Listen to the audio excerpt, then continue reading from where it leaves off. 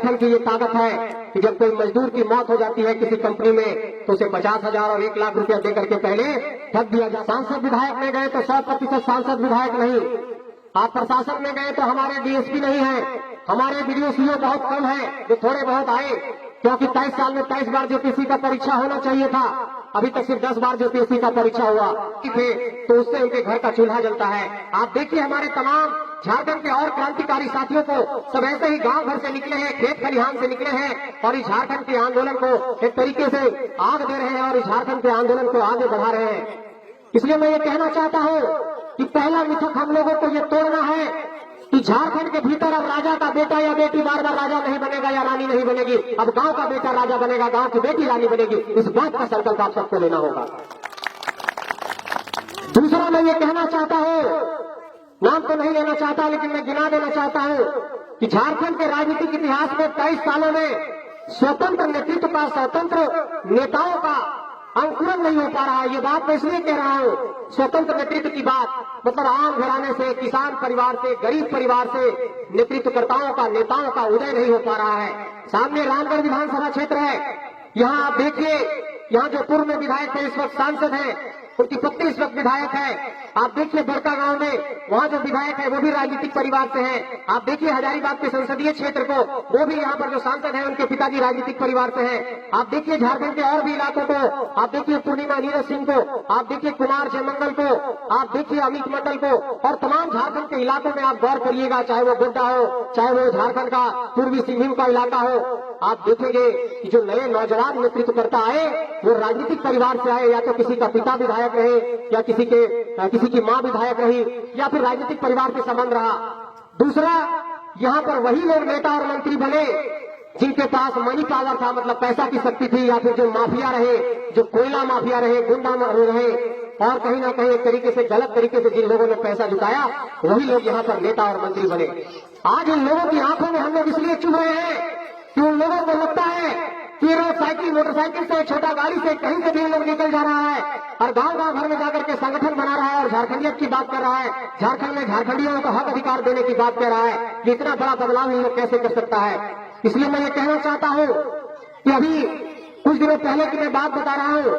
जब आलोक स्टील का आंदोलन चल रहा था तो आलोक स्टील के आंदोलन के दौरान पद यात्रा में हम लोग गए थे, तो उसका एक छोटा सा वीडियो क्लिप मैंने लगाया था अपने व्हाट्सएप के स्टेटस में और मेरे दिल्ली के कुछ पत्रकार साथियों ने उसको देखा, जो मोबाइल में सेव रहता है व्हाट्सएप में तो स्टेटस दिख जाता है। उन लोगों ने देखा कि भाई ये क्या है, तुम लोग क्या आंदोलन कर रहे हो। हमने उनसे कहा कि यही हमारा दुर्भाग्य है कि अगर बिहार में कोई मांग होती है, वहां पर रेल रोका जाता है तो पूरे देश का नेशनल मीडिया में वो खबर बन जाती है।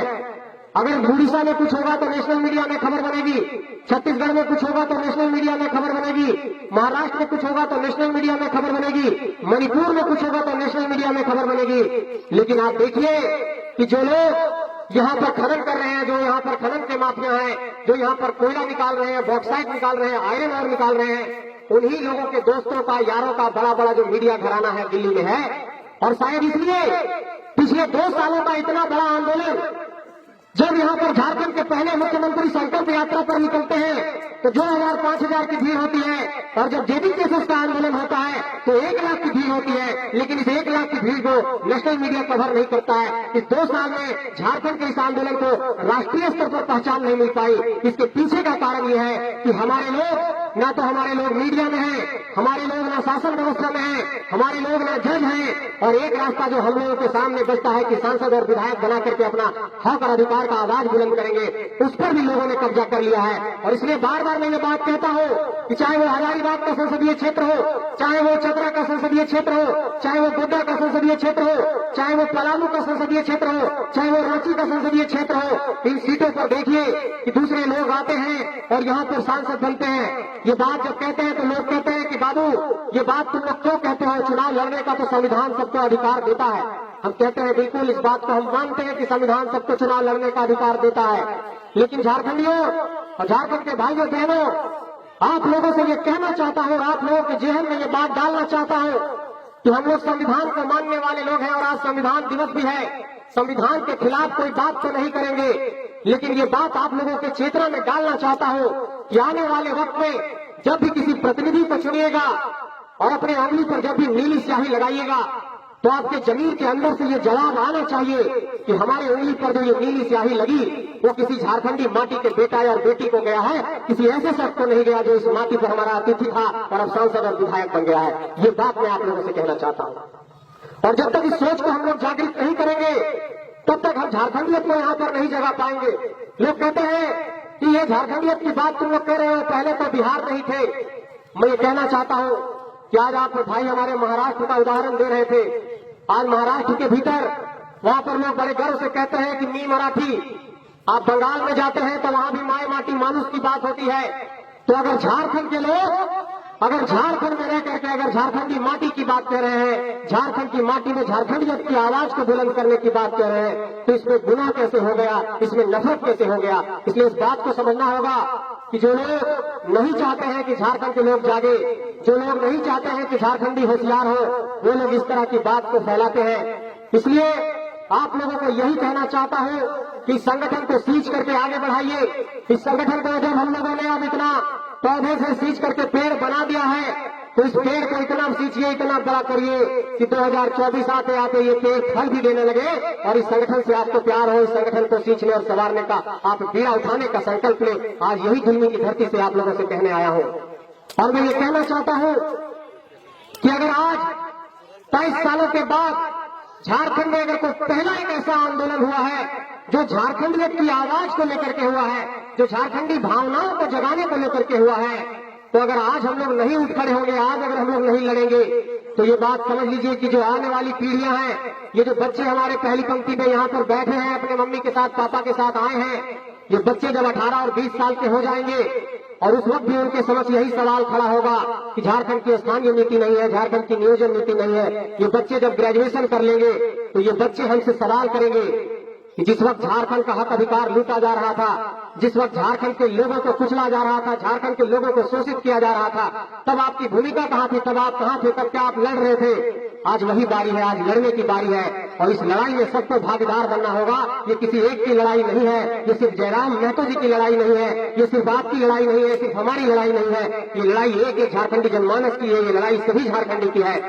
अब सवाल खड़ा होता है कि हम लोग कैसे लड़ेंगे, कहाँ जाएंगे, कैसे लड़ेंगे, संगठन में नहीं है, संगठन से कैसे जुड़ना है। मैं ये कहना चाहता हूँ कि आप जहाँ हैं जैसे योगदान दे सकते हैं वहीं से ये लड़ाई शुरू हो जाएगी। आप अगर 5 लोगों को इस बात के लिए कन्विंस कर सकते हैं कि नहीं, ये जो नौजवान लोग निकले हैं, ये नौजवान जो बात कह रहे हैं, ये जो झारखंडियत की बात कह रहे हैं, ये बात इनकी जायज है, इस बात पर सहमति होनी चाहिए। अगर 10 लोगों को गांव भर में आप समझा देंगे, यही हमारे लिए बहुत बड़ी हो जाएगी, यही संगठन की सेवा हो जाएगी और ऐसे करके ही ये संगठन आगे बढ़ेगा। इसलिए अपनी बातों को बहुत आगे ना बढ़ाते हुए ये कहना चाहता हूँ कि झारखंड में अगर कोई ये पूछे कि ये संगठन से क्यों जुड़ना चाहिए, तो सबसे पहला उसको जवाब दीजिएगा कि ये संगठन झारखंड में झारखंडी हक अधिकारों की बात करता है, ये संगठन झारखंड में झारखंडी हितों की बात करता है, ये संगठन झारखंड में झारखंडी पहचान की बात करता है, ये संगठन झारखंड में नियोजन नीति की बात करता है, ये संगठन झारखंड में स्थानीय नीति की बात करता है, ये संगठन झारखंड में पुनर्वास की नीति की बात करता है, ये संगठन झारखंड में जमीनों के लूट के खिलाफ आवाज बुलंद करता है। और इस संगठन की ये ताकत है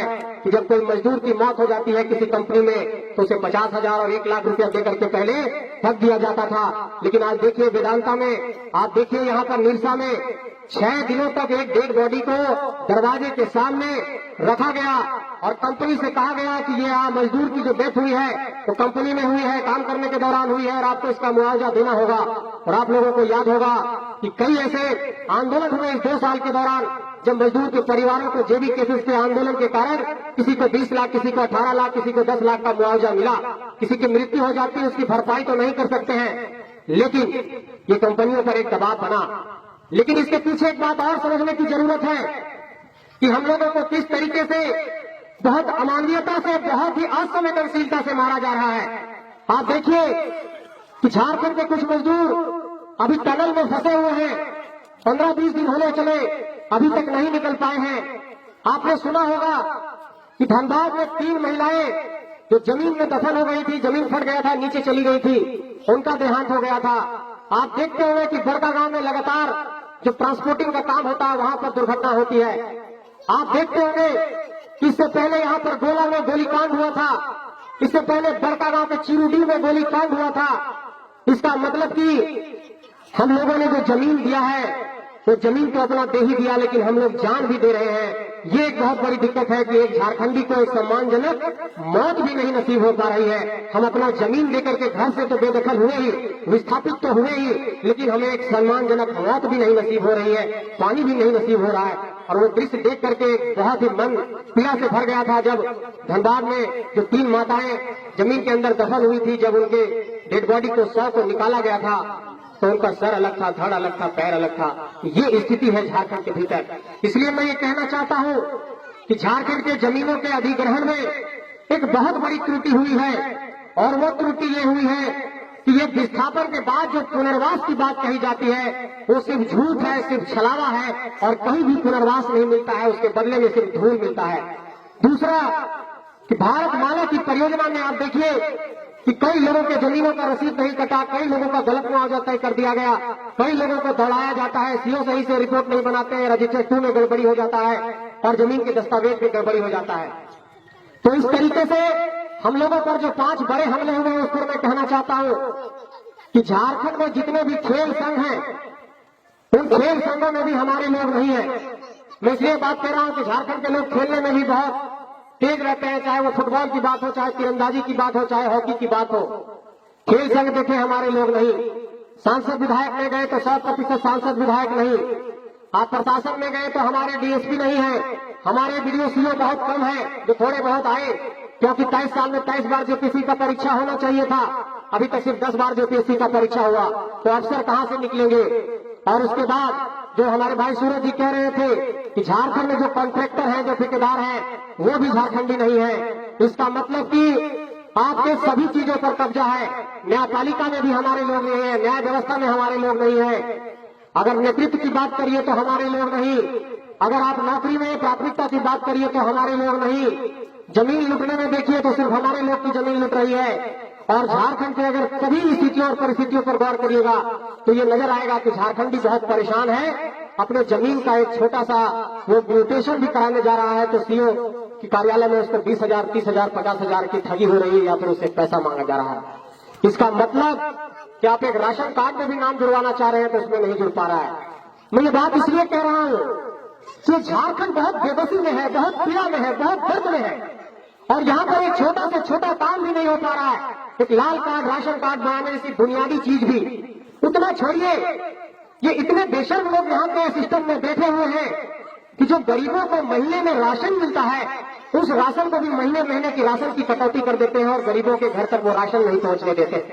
पांडे जी अभी मुझे बता रहे थे कि नेवरा में ऐसी कोई घटना हुई जहां पर गांव के लोगों का राशन कार्ड दिया गया 1 महीने का।